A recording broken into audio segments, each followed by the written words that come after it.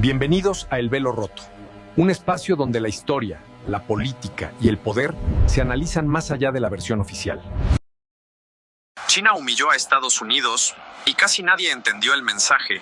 Cuando Donald Trump llegó a Beijing, algo rompió el protocolo mundial. Xi Jinping ni siquiera salió a recibirlo en la alfombra roja. Y para quienes entienden geopolítica, eso no fue un accidente, fue una advertencia. Porque en política internacional, los símbolos importan más que las palabras. Durante décadas, Estados Unidos dominó el planeta.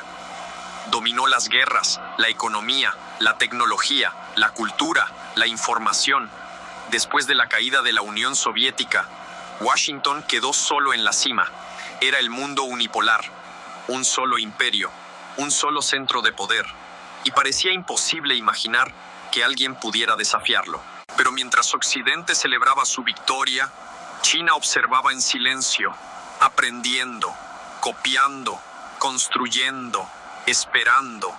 Mientras Estados Unidos gastaba billones en guerras, China construía fábricas. Mientras Washington invadía países, China construía puertos. Mientras Occidente imprimía dinero, Beijing compraba infraestructura alrededor del mundo. África, Latinoamérica, Asia, Medio Oriente.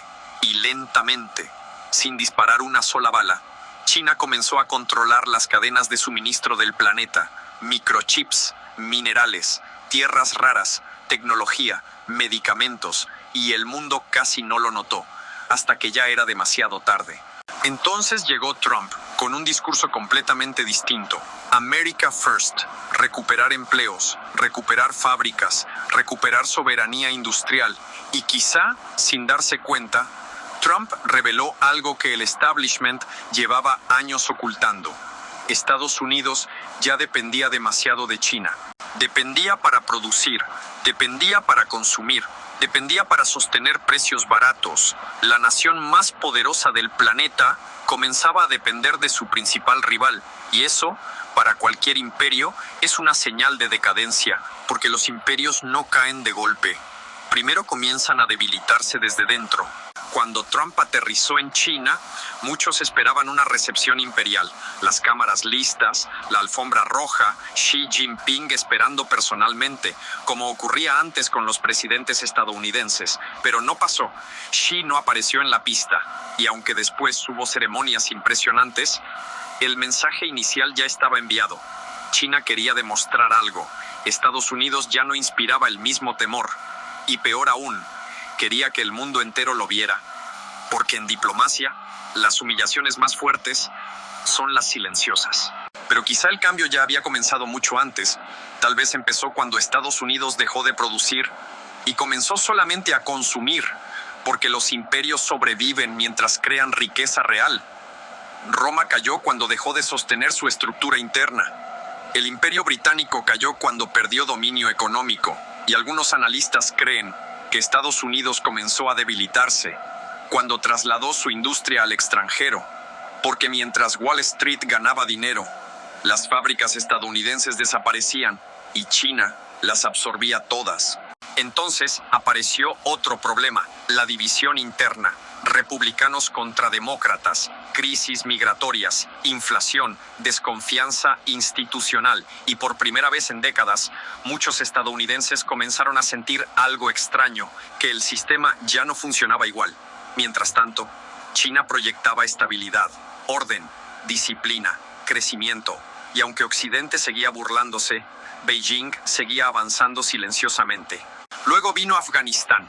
20 años de guerra, billones de dólares gastados, miles de muertos y al final, Estados Unidos abandonando el país en imágenes que dieron la vuelta al mundo. Caos, retirada, humillación internacional y muchos recordaron una frase histórica. Los imperios no caen cuando pierden dinero, caen cuando pierden autoridad. Quizá Afganistán no destruyó militarmente a Estados Unidos, pero sí dañó algo mucho más importante. La percepción de invencibilidad. Y entonces comenzó la verdadera guerra. No una guerra con bombas, sino con economía, tecnología, microchips, inteligencia artificial, aranceles, control energético, una guerra fría moderna. Estados Unidos intentando frenar a China. y China intentando construir un mundo que ya no dependiera de Washington. Por eso BRICS comenzó a crecer. Por eso muchos países empezaron a comerciar fuera del dólar. Por eso Arabia Saudita comenzó a acercarse a China. Por eso Rusia desafió directamente al bloque occidental, porque el planeta comenzaba lentamente a reorganizarse. Y aquí aparece la pregunta más incómoda de todas. ¿Estados Unidos sigue siendo el imperio dominante o simplemente es el imperio que todavía no acepta su decadencia? Porque incluso dentro de Estados Unidos, muchos intelectuales ya hablan de declive, infraestructura deteriorada, deuda histórica, polarización extrema, pérdida de confianza social, mientras China avanza sobre tecnología, 5G, inteligencia artificial y control industrial. Y quizá lo más preocupante es que China piensa a décadas, mientras Occidente piensa solamente en elecciones. Tal vez por eso aquella escena en la alfombra roja fue tan simbólica, porque parecía pequeña, insignificante, pero representaba algo gigantesco, el instante en el que el mundo comenzó a aceptar que Estados Unidos ya no era intocable y que un nuevo centro de poder había nacido, porque los imperios no desaparecen de un día para otro. Primero, el mundo deja de temerles. ¿Y tú?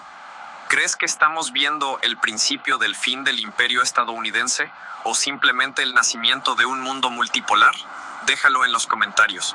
Y si te gustan los análisis ocultos del poder, suscríbete a El Velo Roto y activa la campanita, porque apenas estamos viendo el inicio de algo mucho más grande.